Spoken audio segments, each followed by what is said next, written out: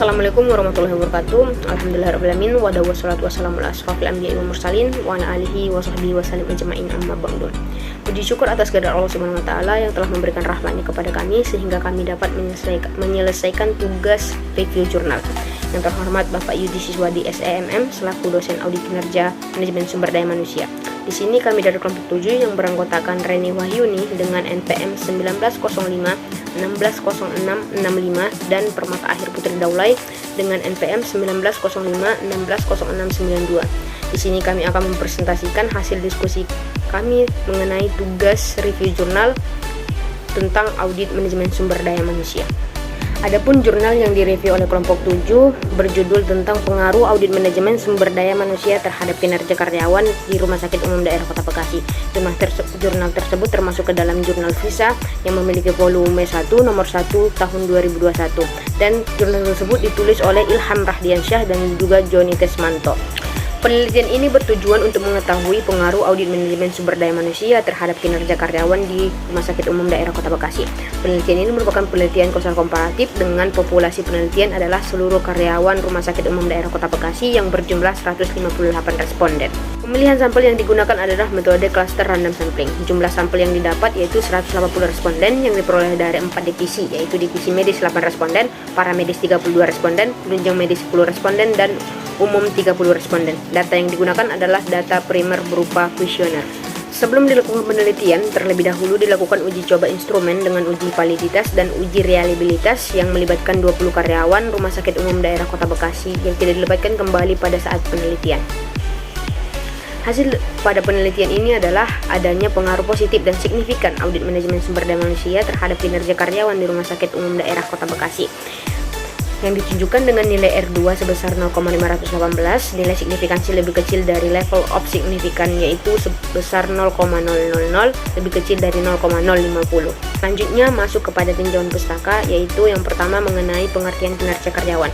Menurut Anwaran Prabu Mangkunegara 2011 menyatakan bahwa kinerja karyawan adalah hasil secara kualitas dan kuantitas yang dicapai oleh seorang karyawan dalam melaksanakan tugasnya sesuai dengan tanggung jawab yang diberikan kepadanya. Dan selanjutnya pengertian mengenai auditing.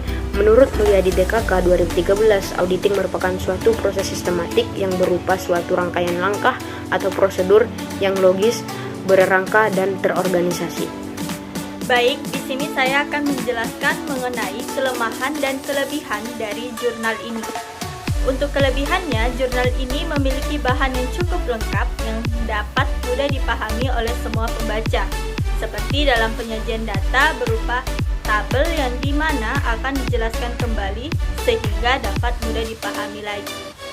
Terdapat juga kesesuaian antara tujuan jurnal dengan kesimpulan yang akan didapatkan. Nah, untuk kelemahannya, penelitian ini hanya menggunakan data kuesioner saja. Padahal di penelitian ini diperlukan ukuran sampel yang besar untuk analisis yang lebih akurat lagi.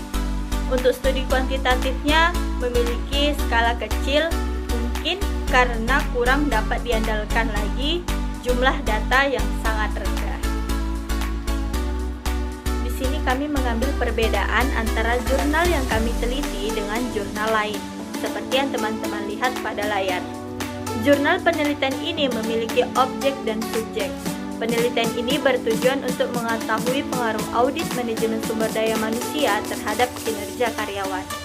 Nah, populasi dalam penelitian ini adalah seluruh karyawan Berlin Swiss Hotel di Surabaya.